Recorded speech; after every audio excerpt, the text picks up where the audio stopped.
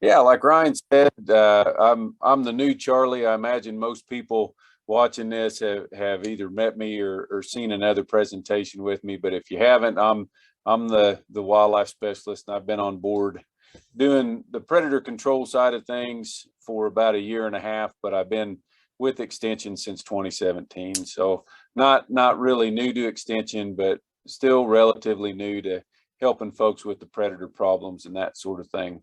Um, Anytime as extension agents, if you have wildlife issues that you're unsure of or that you need more advice on, please feel free to reach out to me.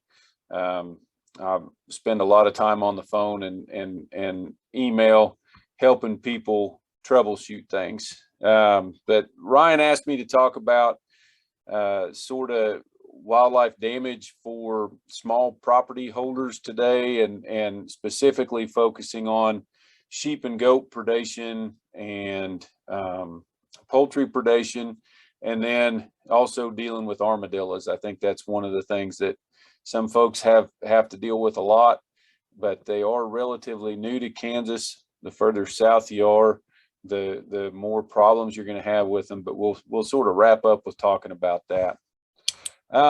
We've got some really good statistics, really good numbers if we're thinking about the how many sheep and goats. Well, not so much goats, but we've got good numbers for sheep if we're thinking about how many sheep are lost and lambs are lost to predators every year. At least a trend through time, and this is from that National Agricultural Health Monitoring System that APHIS does. So every 5 to 10 years, they'll do a survey of sheep producers, and we get a good understanding of different demographic characteristics like size of sheep production and all those sorts of things. But we also get information about how they lose animals. And so I'm going to show you some information from that going back to 1994. And then the most recent survey was conducted in 2019. But we can see that, depending on the year, in the U.S., somewhere between 40 and 50% of the lambs that are lost every year are actually lost due to predators. It's lower for sheep. Of course, they're bigger, and so they're going to be harder for smaller predators to kill. With sheep, we're looking at somewhere between 30 and 40% are lost to predators every year in the U.S. In Kansas, we do quite a bit better than that. Depending on the year, we're somewhere between 10 to 15% of both sheep and lamb loss can be due to predators in Kansas, all the way up to that peak year in 2014, where it was about 30% of sheep and about 35 to 40% of lamb losses. In a high year like 2014, that's going to amount to somewhere between $500,000 and $1 million in total losses to sheep producers. So this isn't a trivial amount of loss when we're thinking about what it's costing producers in Kansas. If we break those losses down and think about what predators are responsible, with sheep losses in the U.S., it's almost entirely going to be due to dogs and coyotes. We do have some losses to wolves in areas where those predators are present. We have some losses to foxes, some to mountain lions. But the vast majority of sheep losses are accounted for by both coyotes and dogs put together, and somewhere between 50 and 60% of the losses that are due to predators every year of sheep in the U.S. are due to coyotes. The Kansas graph is a little sloppier. The main take home from this is that dogs and coyotes are responsible for pretty much all of the losses of adult sheep in Kansas that are due to predators every year. If we think about lamb losses, we got to throw another predator in there. And so in the U.S., we're still looking at almost all of those lamb losses are due to coyotes and dogs. So about 60% of the lamb losses in the U.S. every year, and somewhere between 5 and 20% of the lamb losses are due to dogs. In Kansas, historically, meaning prior to 2004, almost all the losses of lambs were attributed to coyotes and dogs. So somewhere between 60 and 70% of the losses up to 1999 were to coyotes, and then the remainder made up by dogs. But then if we look out here in 2014 and 2019, eagles pop into the picture. So, we've done a lot to help eagles recover from their declines. Mostly banning DDT, and the use of DDT as a pesticide has been the thing that's helped them the most. But when I was growing up, eagles were something that we were really excited to see in southeast Kansas if we ever did see one. It was a big deal to me when I came up to Manhattan and saw them around Tuttle Creek. Now, throughout much of the state, we see eagles on a pretty regular basis, and they do take lambs sometimes. They also scavenge on livestock. And so one of the things that I think we're seeing with some of these predations being attributed to eagles is not necessarily that the eagle is always responsible for the death, but it's kind of like vultures being on a lamb, right? Most folks know that vultures aren't killing them, they're just scavenging on them. But an eagle is much more of a species that's seen as a predator, and so sometimes they're being misidentified as the predator that's responsible for that loss. How much so, we can't say, but we can say that they are now a predator that we have to be concerned about when we're thinking about protecting lambs. So that same survey also asked folks what they do to try and prevent predation using non-lethal measures for their sheep and lambs. And we get good information that's specific to Kansas, and there's also some good information that is broadly applicable to the U.S. And what I've summarized here is basically the responses by year. So moving from left to right in each one of these clusters of bars, we're going from 1994 to 2019. And we can see that many Kansas producers, regardless of the year, use fencing. And here we're talking about good woven wire fence as well as some improved fencing measures like adding an electric wire and those sorts of things. We can see that the use of guardian animals, livestock guardian animals for sheep and goat producers has very much increased through time, going from 20% of producers all the way up to a high of more than 80% of the producers that were surveyed in 2014 were using guardian animals. Guard dogs are by far the most popular, followed by llamas, and then last, donkeys. One of the things that I think is interesting, and this reflects more a change in the size and scope of our sheep producers rather than other trends, at least I think, is this big reduction in the use of lamb sheds and also in the use of night penning. And we'll talk about those two practices a little bit more, but when we have a ewe inside of a shed giving birth to a lamb, that is the most at-risk time for that adult sheep and for that lamb, right? And so when they're protected inside of a shed while that's going on and while they're so vulnerable, you can pretty much eliminate predation during that really vulnerable time. And that's something that folks don't do nearly as much as they used to. Night penning, again, that's sort of the same thing. Most of our predators that are affecting sheep and lambs, so we're talking about coyotes for the most part here, are most active in the evening, night, and then really early morning. And so if we have our sheep and lambs penned up during that time period, then they're much more protected from that predation. The use of fright tactics has drastically reduced, and this is just trying to scare predators away. Probably not the most effective thing, but at one time, we did use that a lot more, and we could be talking about, shooting at coyotes, not necessarily intending to kill them, or maybe scaring other predators away, like hawks and eagles and those sorts of things that we can't necessarily kill. Removing carrion is not used by many sheep and goat producers. This is something I'm going to talk about quite a bit on some following slides, so I won't harp on that. Culling, if we're thinking about reducing carrion or getting rid of those carcasses, then culling is a way that if we have an animal that's likely to die anyway, if we can go ahead and sell it, get some sort of profit off that animal, and then not have that dead animal on the property to attract predators, that's sort of a win-win situation from lots of different ways. Changing the bedding grounds is something that has increased through time, and that's one I don't want to see. Basically, we're thinking about just deciding that's the coyote pasture, and we're not going to be able to raise sheep in that pasture because there's too many coyotes there. Well, if that's the case, we really need to get me out there to help these folks think about how they can reduce predator access to that area, and also how we can get rid of some of those coyotes that are problem animals. So we really need to be thinking about lethal control and teaching those folks how to deal with their problems. And then altered breeding season is one that's not used very much either, and we'll talk about that a little bit more on some following slides.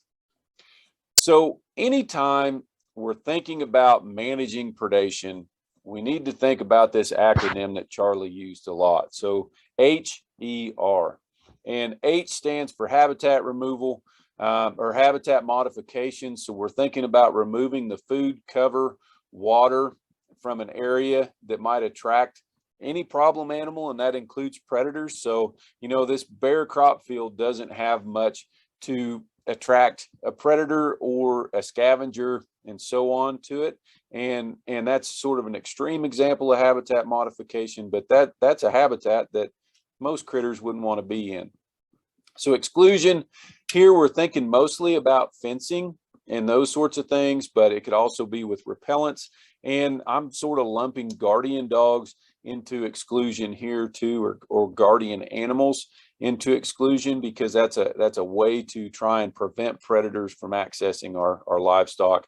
And then removal.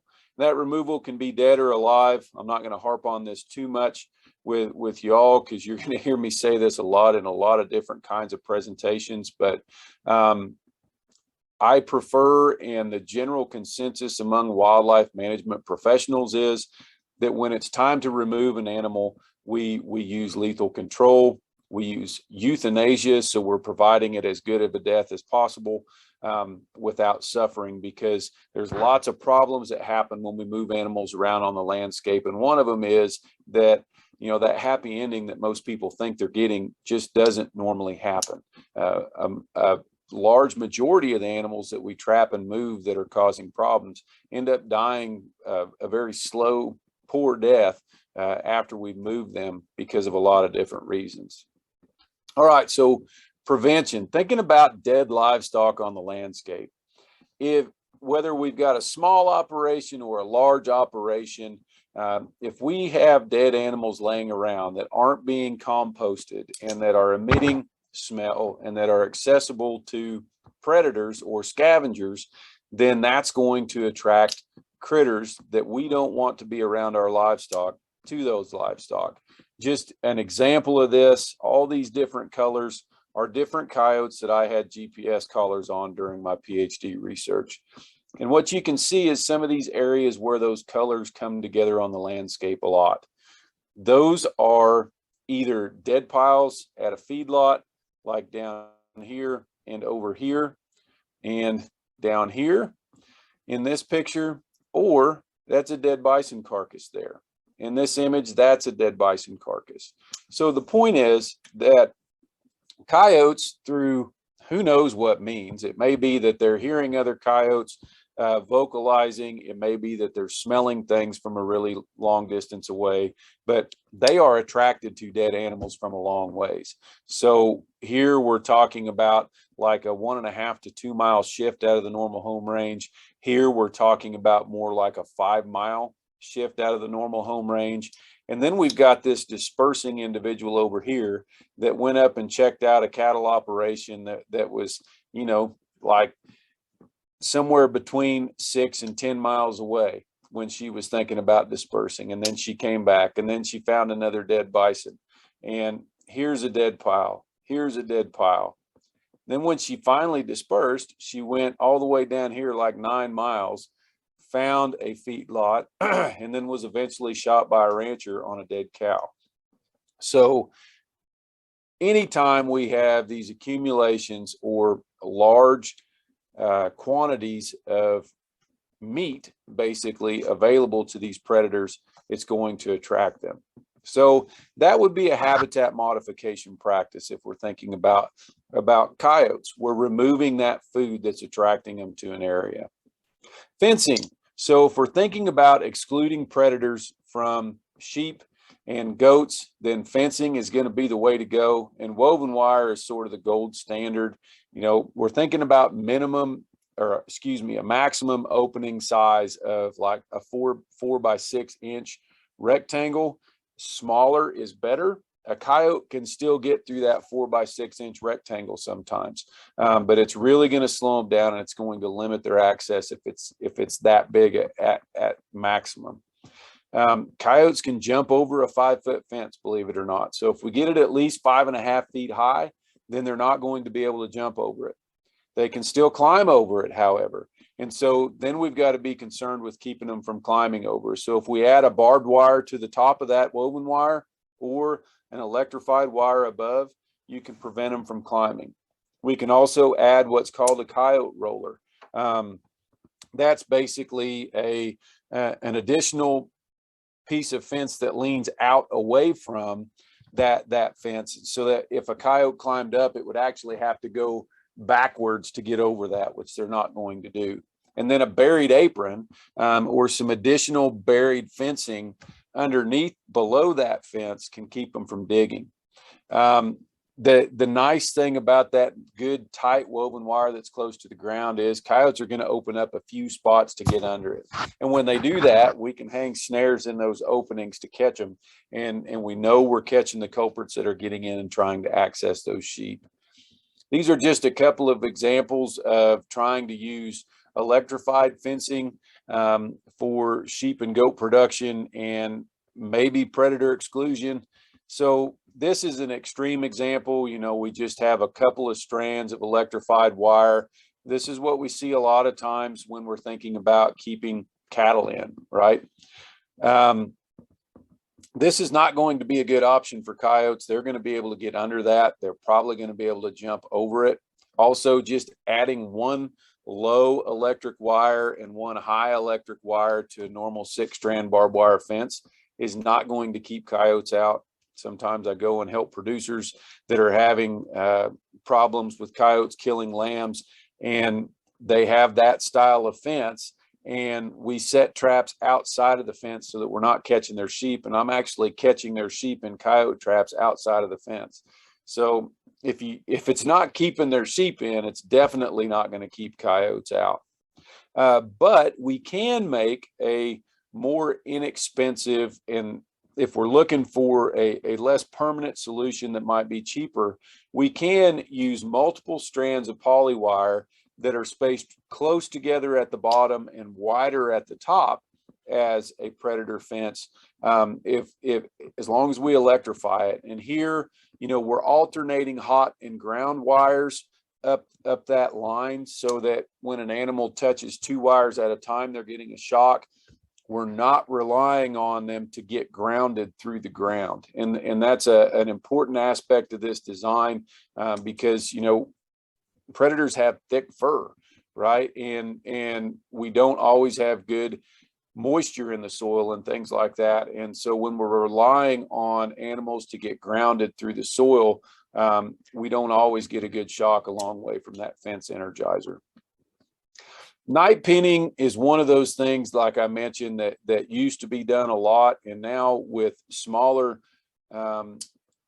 average size of sheep production, and then the sheep and goat production maybe being more of a secondary thing, we're allocating less time and resources to that production, and so night pinning isn't as common.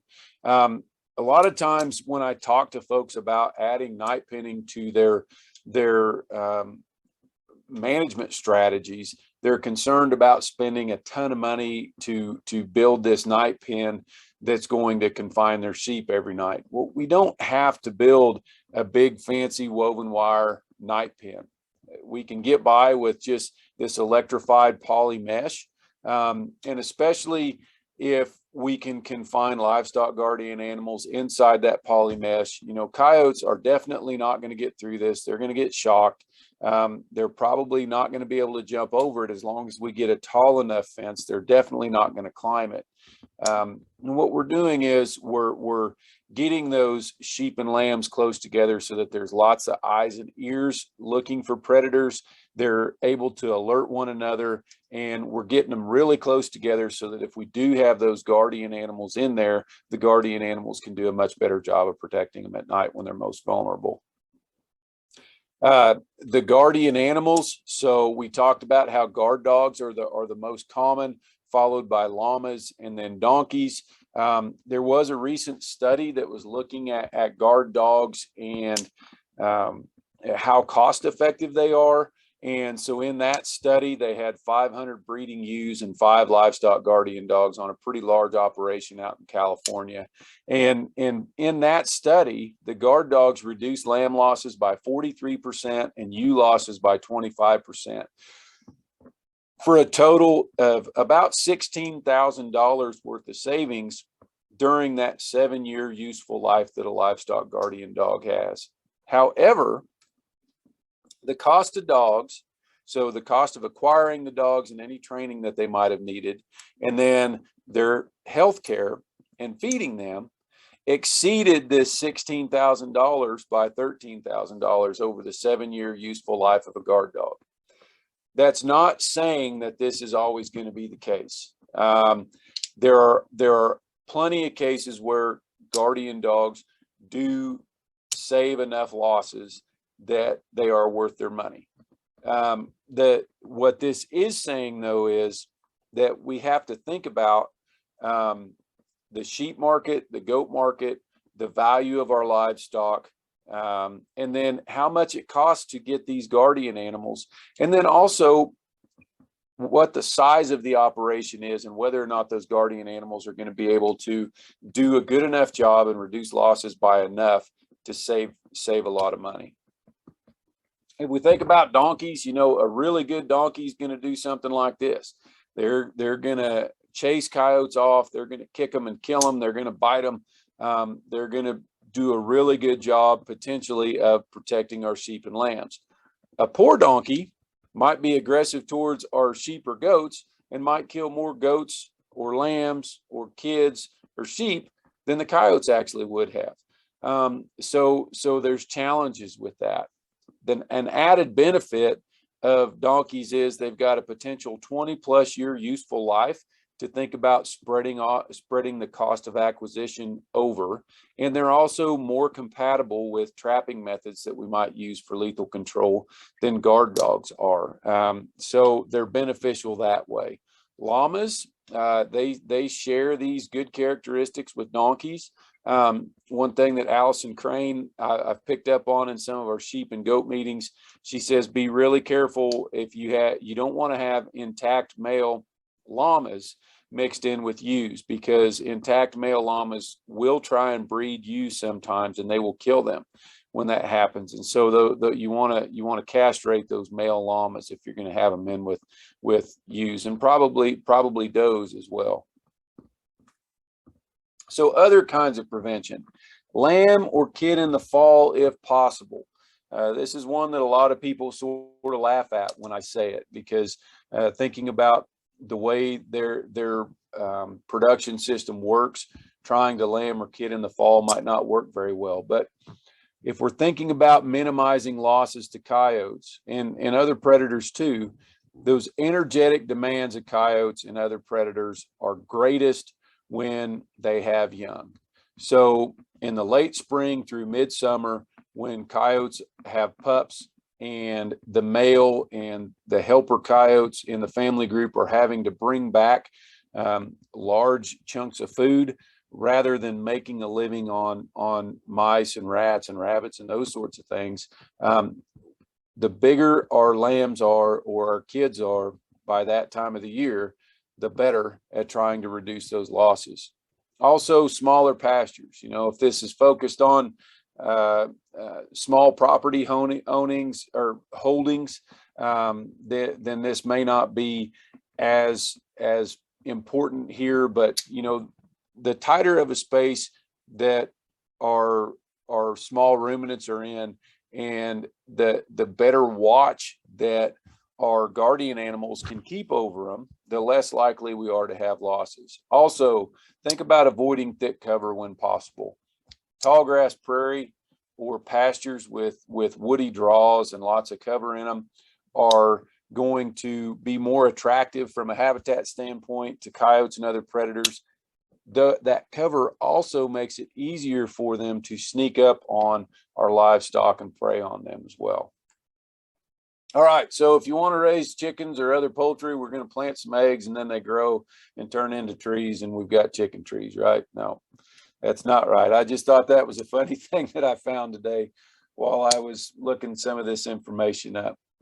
So the challenge when we think about poultry, whether it's backyard flocks or whether it's large scale poultry production, when free range pens are involved and those sorts of things, is we've got a much broader spectrum of predators that we have to be concerned about than if we're thinking about cattle and even if we're thinking about small ruminants. So just like with sheep and goats, dogs are an important predator. And then we've also got wild species in that dog family that come into play. Again, coyotes and foxes. So I just have red fox on here, but if you're in southeast Kansas or southern Kansas or far northeast Kansas, you might have gray foxes as well. And being able to identify the predator that's responsible for predation when that occurs is really important. And it looks like my mic is trying to die, and so I'm going to turn it off and switch over to my computer mic.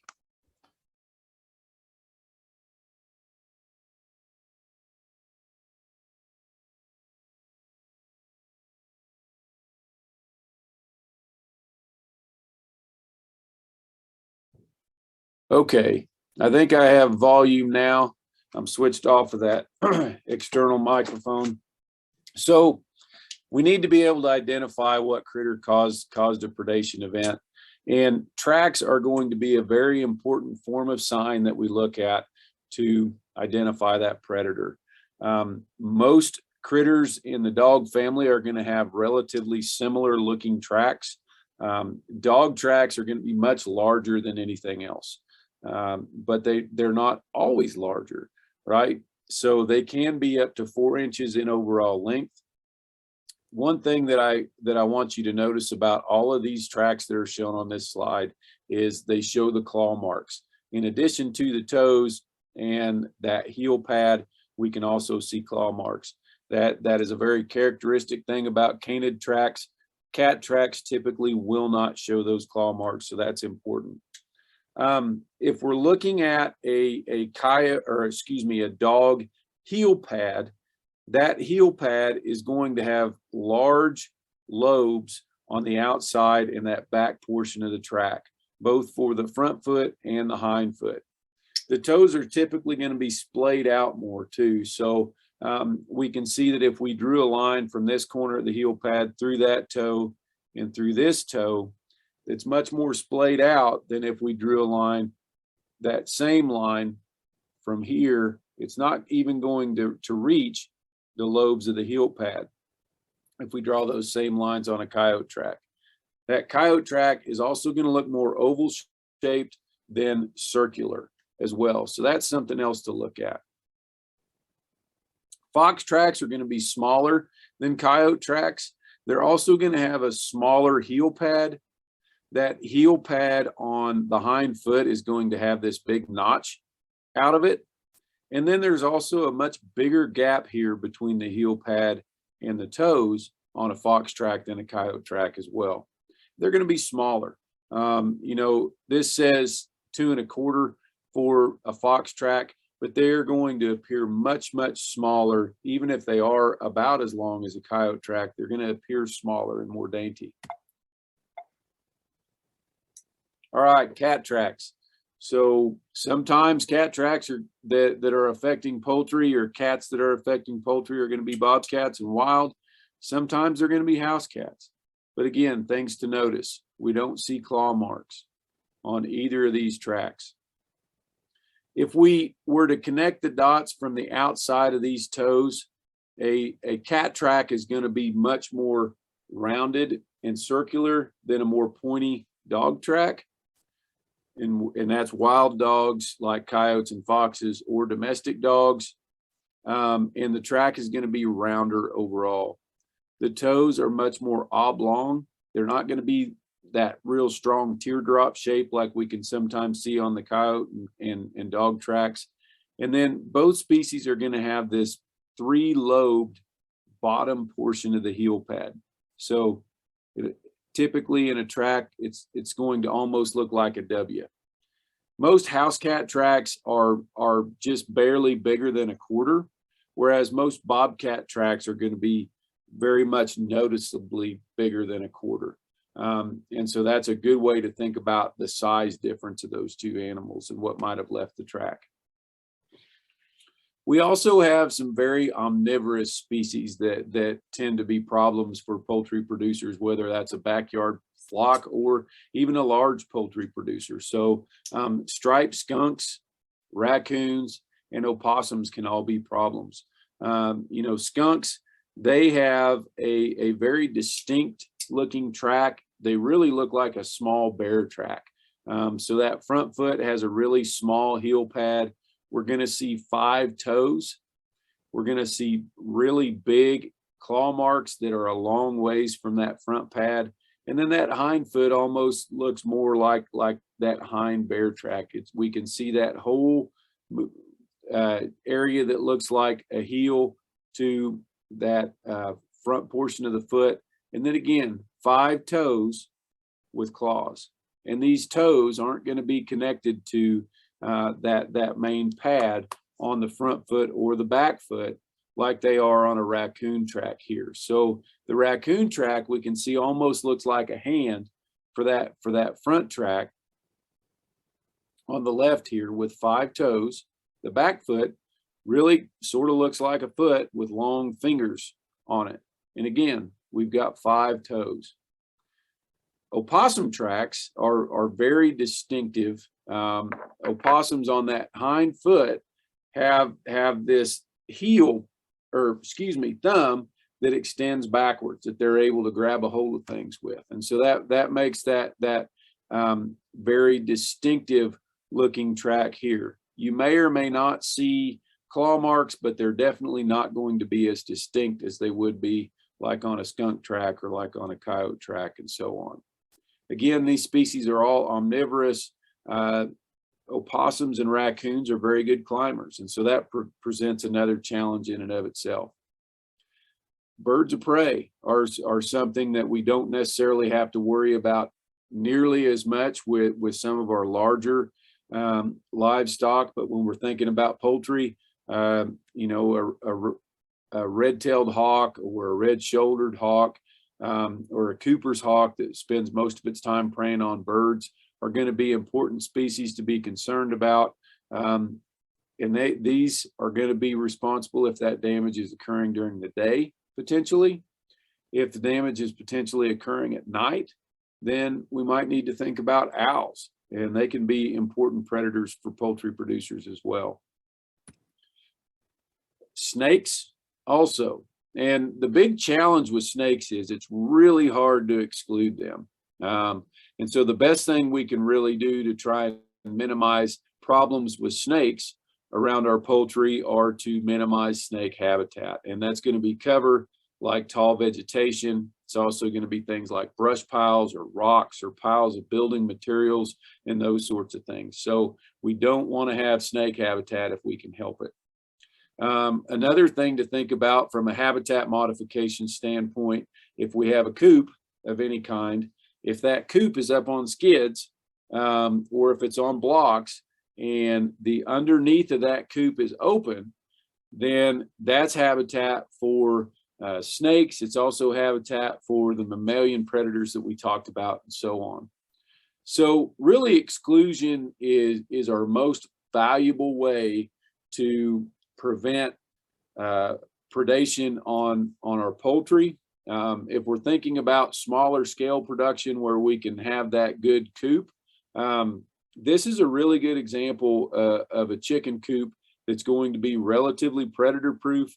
It's the bottom, you know, we've got these big railroad ties that have soil mounded up against them. That's going to keep things like coyotes, foxes, skunks, raccoons from digging under this chicken wire that he's got on the outside of this pen, this outdoor pen. The chicken wire has small enough openings that a raccoon or most predators that are going to try and get in there are not going to be able to get through them.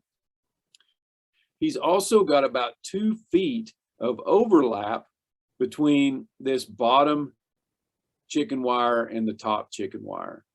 And I'll talk more about that in a minute, but when we think about those areas of overlap of that wire, that can be a really important thing. The tighter that is and the more overlap we have, the better, because if we're thinking about opossums, skunks, raccoons, if they can get their head through an opening, then they can get their body through.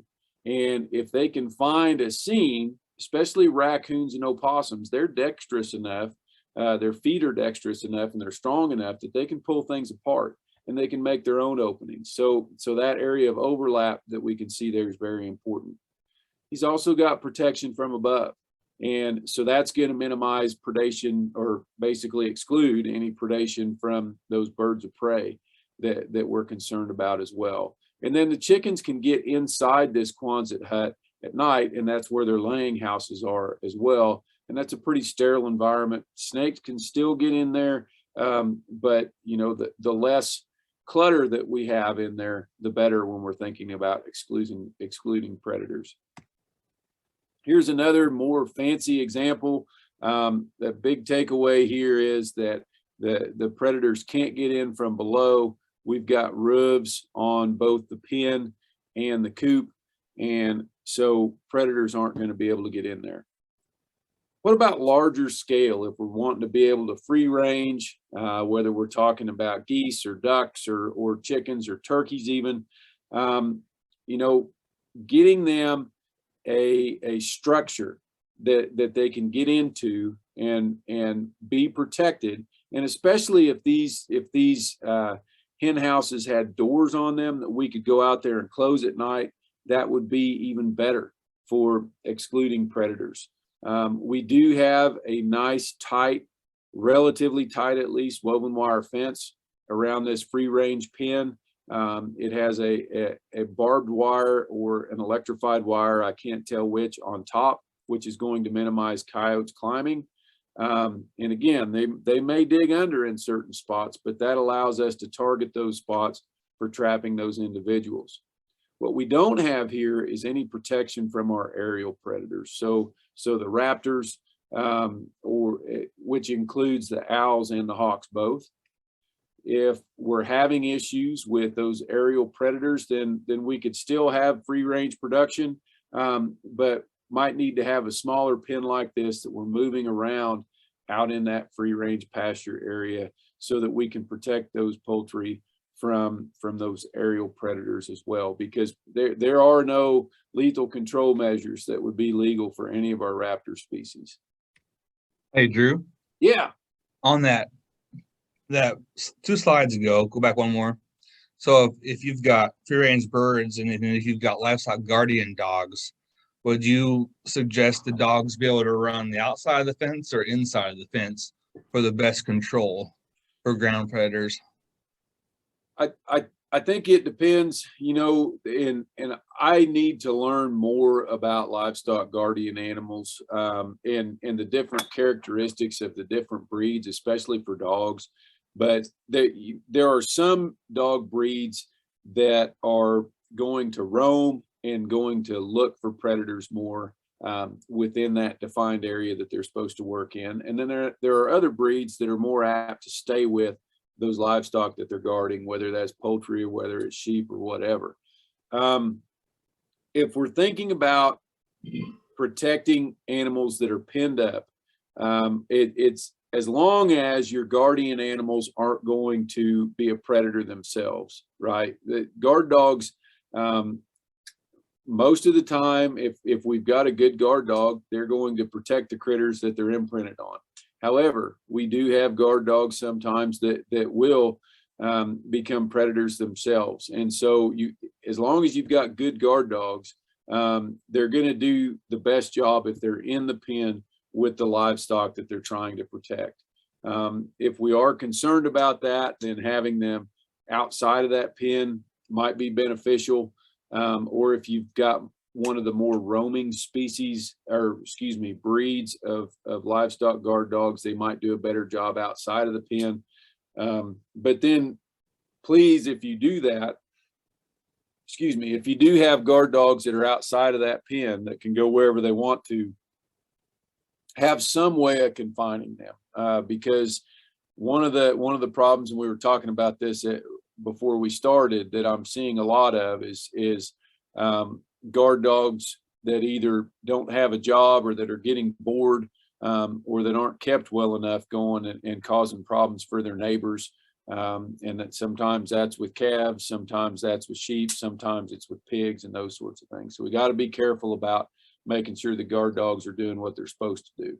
Just because they don't kill your lambs doesn't mean they're not going to kill somebody else's calves if they get to roaming. Did that answer your question, Ryan? Yep, I got it. Okay, good. All right, so some other things to think about. I mentioned that raccoons and opossums are both very good climbers. So we really want to try and make sure that we don't have any overhanging or touching limbs if we're thinking about chicken coops. You know, when I see problems in whether it's a backyard flock or whether we're in more of a rural setting, when we have raccoons and opossums getting in to those chicken pens or coops, oftentimes there are overhanging limbs. Maybe we've got a tree that we've built a pen around with chicken wire. That's setting yourself up for allowing access by these critters to those poultry, to cause problems for you. Also, like I talked about, minimizing any potential entry through seams and the fencing materials and stuff like that. Make sure you've got plenty of overlap, make sure they're tight and that sort of thing. And a way to think about this, any mammal, if it can get its head through an opening, it's going to be able to get its body through as well. So, you know, an opossum might be able to get its body through a baseball size hole. A raccoon can get its body through a softball size hole. So it doesn't have to be a very big hole in those materials for those critters to be able to get through. Also, minimize food attractants to the area. You know, we talked about removing carrion and that sort of thing if we're thinking about coyote control, when we're talking about sheep and goats and calves and that sort of thing. But don't feed birds in your yard if you're trying to minimize predation by raccoons and skunks and opossums on poultry that you have in your yard. Those species are attracted to bird food, and that's just one more thing that's going to attract them to your yard. Don't feed pets free choice. That's another way to attract those critters. Don't have a deer feeder close by, because that's going to attract some of these predators and those sorts of things as well. Think about these sorts of things and ways that we can try not to make problems for ourselves that aren't necessary when we're raising these critters that are vulnerable to predators. So I talked a lot about prevention. Prevention is the best way to keep predation from happening. Sometimes though, we have predation that's happening, and it's going to take us a little bit of time to implement those preventative measures. Sometimes we've got critters, like I was talking about coyotes, being able to get underneath fences or climb over fences. Sometimes we've got just those problem animals that are causing problems. And then we need to think about lethal control when that's happening. So if we're thinking about mammals, you know, if we're in an area where it's legal to discharge firearms, we can always shoot them, as long as it's not a protected species otherwise. And really the only species that you would need to worry about from that point of view, that as long as it's causing property damage, meaning it's killing your livestock or it's in or near a building, a spotted skunk would be the only species that we would really need to worry about getting into a chicken coop or that sort of thing that we might not be able to use lethal control on when we're talking about mammals. So we can shoot them, we can call them in and shoot them, we can trap them, we can snare them, and very important, there's no registered pesticides for predator control in Kansas. There are still a few states that allow M44s for coyotes. We do not and haven't had them since about 1990. So we're going to be limited to shooting or trapping or snaring. If we're thinking about shooting and calling, there's not very many limits on this. And especially if we're thinking about a wildlife damage scenario, you know, you can use a firearm as long as it's not fully automatic. You can use calls, lures, baits, and decoys, archery equipment. Basically, as long as you don't have to have a National Firearms Act permit to own a gun, it's going to be legal. And that doesn't exclude suppressors, though. We can use suppressors for mammal control in Kansas as well. So we got this new law or new season in 2021 that allows thermal scopes, night vision, and artificial lights at night for coyote harvest. This is for harvest.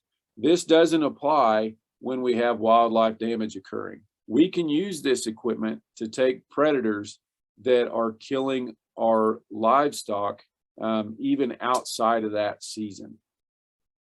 So one of the questions that I get a lot from producers and even hunters that haven't used this equipment before is about safety. And you know, if you haven't ever looked through a thermal scope at night, it's hard to wrap your mind around this. But I've got a friend who likes to go coyote hunting with me with this equipment during the legal season, of course. And he does a lot of playing with the equipment while we're hunting. And so he's recorded some videos up for me. One of the things I'd like you to notice is what you can see in the background. We can make out cedar trees. There's another cedar tree. There's a cedar tree. There's a cedar tree. We can see the hillside. So these coyotes are on a hill. There's a drainage. There's another hill behind with vegetation on it. We can see the trees that don't have leaves on them. And this coyote is very clear. That's at about 100 yards. So if I play this video, I'll stop it a couple times. So that's what a coyote looks like at 100 yards. There's another one coming in. You can tell very clearly from their behavior that they're coyotes and also from their shape. If I pause it right here, one thing I'd like you to notice is we can very clearly see the skyline. He's moving around trying to adjust where he's at while he's recording this video and trying to get in position to shoot a coyote as they're responding. But we can see there's nothing back here besides just this abyss. And that's what the sky would look like during the daytime too, right? Except it would be blue. So we can very clearly see the background. I don't have this in an image or in the video, but with my thermal, I can make out cattle that are a mile away. So we're not going to have to worry about livestock in the background and that sort of thing. You can see almost as well during the daytime, except it's just a black and white or a color enhanced image. So I'm not going to just let this play, but that's just sort of an example of what you can see, and that we're not actually looking into the nighttime and just trying to see these coyotes. We can see the background very well. The other thing about that equipment is it makes the coyotes, the equipment doesn't make the coyotes, but because it's at night, it's their time. They're much more bold. Oftentimes they can't detect us as well and those sorts of things. So when that video was taken, I actually shot a coyote there was a pair of coyotes 25 yards from us. I was afraid they were going to hear my friend whispering, and so I shot one of them while he was still moving around and all those sorts of things. So that equipment does make taking those problem animals a lot easier sometimes if we're thinking about damage control. If we're thinking about trapping and snaring, basically the legal equipment pertains to if we're dispatching an animal in the dark, we have to use rimfire stuff. if we're using lights to dispatch trapped animals. So a 17 caliber or a 22 caliber rimfire. Foothold traps in land sets have to have a jaw spread of 7 inches or less. Body gripping traps in land sets have to have a jaw spread of 8 inches or less. So those body gripping traps can be very useful if we're trying to catch skunks and opossums and raccoons in areas where we don't have to worry about pets. They're not going to be very effective if we're thinking about trying to trap foxes or coyotes. And snares are very effective as well. They can't be set within 50 feet of a roadway unless it's by the landowner, tenant, immediate relatives, or authorized agents. So if we're thinking about catching problem raccoons, the raccoons cause a lot of problems for folks. But one of the nice things about raccoons is they're a relatively easy species to trap, and we can use equipment that's compatible with trapping around pets. So cage traps work very well for raccoon trapping. And then there's these dog-proof foothold traps that we don't have to worry about catching dogs in. We're probably not going to catch cats in. And then when we do catch a raccoon in that foothold trap, it doesn't have access to its paw, which is a problem with raccoons when they're in footholds. A lot of times they'll self-mutilate. They'll chew on their toes once they go numb as a way to try to get out of the trap. So very, very good methods for trapping those critters. Cage traps also work very well for opossums and skunks.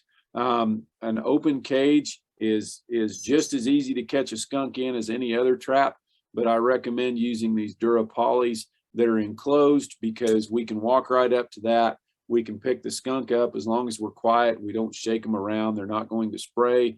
And then we can move them around to euthanize them in a place where that's going to be appropriate if we're worried about them spraying. Foothold traps, so there's that dog-proof style that's raccoon specific. There's lots and lots of different types of foothold traps. These are going to be the most effective way to trap coyotes and foxes most of the time, unless you're thinking about using a snare, which can be just as effective. And when we set foothold traps, we're not just putting them up on top of the ground, we're staking them down, and then we're going to bed them in to a location and cover them with soil. And a common way to catch a coyote or a fox might be in a dirt hole set like this, where we dig a hole, put some bait or other attractant down into it, and then we've got our trap bedded out here out front. Or another variation on a set with a foothold for catching a coyote would be a flat set where we've got this vegetation that has some lure or other attractant in it along a trail where a coyote's probably already running. And then we've got a trap bedded and blended in that trail and some blocking to guide him over that trap. All right, armadillos. So this is going to be our last critter to think about. It's a kind of a deviation from thinking about predator control, but this is a species that's been moving north pretty quickly over the last 20 to 30 years. They're now as far north as Nebraska. Just really quickly, when I was growing up back in the 90s, when I was in early 90s, when I was in grade school and junior high, we'd go down to Oklahoma to do our back to school shopping. And it was exciting for me, even though I lived in either Montgomery or Lebec County, depending on the year. So counties that touched Oklahoma, it was exciting to me to see a dead armadillo on the highway when we went to Oklahoma, because I never saw them in Kansas. By the time I graduated high school, we were starting to see them in Southeast Kansas. And then by the time 4 years later that I graduated college, we were basically overrun with them. So they can go from non-existent to being detected to being very, very abundant really quickly. They're omnivorous. They'll eat just about anything. Most of the digging and activity that we see, like you can see behind this armadillo here, is their feeding activity. So they're digging after grubs and earthworms or other arthropods that are in the soil. They're not trying to eat that vegetation, excuse me. They're digging after food. We can trap them in cages. They don't respond to bait very well. You can try worms or rotten fruit for bait, but they don't respond to that all that well. So we have to use drift fence. And the next slide, I'll show some pictures of what that might look like. Shooting can also work well. Armadillos they're nocturnal, but they are active during the daytime more than a lot of the other species that cause us problems this way. So if you're not in a municipality that has restrictions on discharging firearms, we can shoot them. Here's just an example of how bad their damage can actually be when they really get to rooting and digging around. It can almost look like hog damage. And here Charlie is setting up a drift fence. So basically the idea here is we're using the side of this building and this fence to funnel them into these traps. So an armadillo hits this fence, whether it turns this way or that way, there is a trap waiting on the other end of it. So we're funneling them into those traps. There's also a wooden scented box trap for armadillos that you can order from armadillotrap.com. Basically, this is just a wooden box that uses the same design as a wooden rabbit trap that we've stuck an armadillo in for a day or two, let it urinate, defecate, get its smell in there.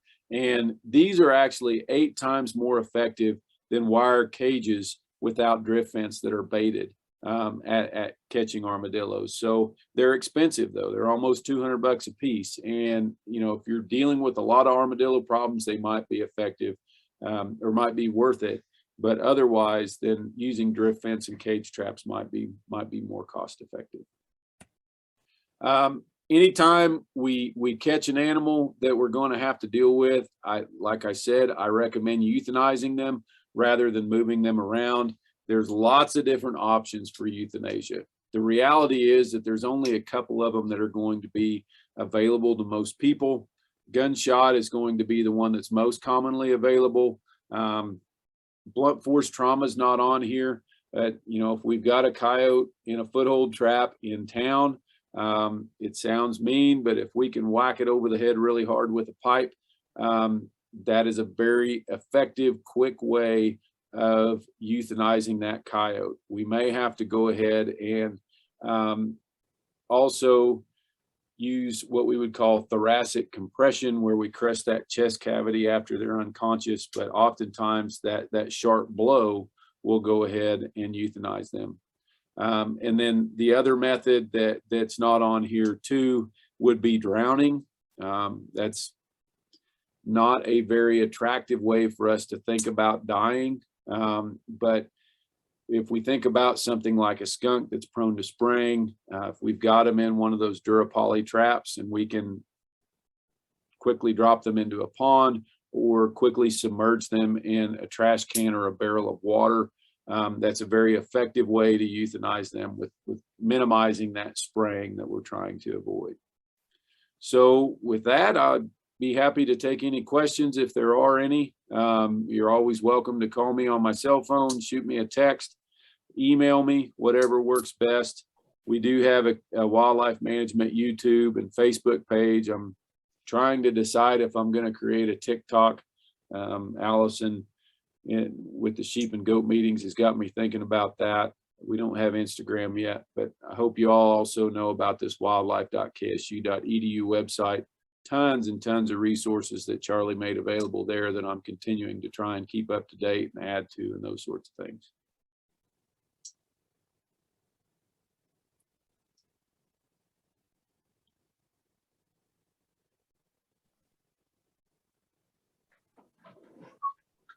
And we'll have a survey at the end of it if you guys want to fill that out.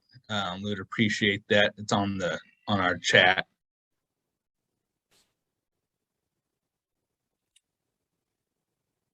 I guess I got a question. I know a lot of people have had issues with that they've got barn cats around to help control the rodents, but the barn cats disappear pretty quickly now. Is that more of a owl hawk issue, or do you think that's more of a coyote problem for solving an issue like that? It can be either or. The challenge with cats as a wildlife person is that when we have those free range cats, they also damage a lot of wildlife. And so, I've talked a lot with Charlie about this, and we're both sort of torn about where to be on the issue. You know, if we're thinking about cats in town, I sure recommend that people keep them inside. They kill an awful lot of birds and lizards and all sorts of things like that. If we're thinking about a barn cat that's there for control, obviously it's got a purpose, right? And so they can be taken both by coyotes. Sometimes they're also taken by foxes, and they can also be taken by owls. If I'm thinking about cats that are vulnerable to those different critters, you know, if we're thinking about an owl taking a cat, an adult cat is going to be too big for an owl to take most of the time. If we're thinking about a half-grown cat or a kitten, that's definitely something that an owl might prey on. If we're losing adult cats, then that's much more likely to be a coyote problem. Okay. Or distemper. Yeah, you know, if they're totally wild and they're not getting much veterinary care and that sort of thing, haven't been vaccinated, then distemper could be a problem there too, or feline leukemia virus, or you know, there's a whole slew of them.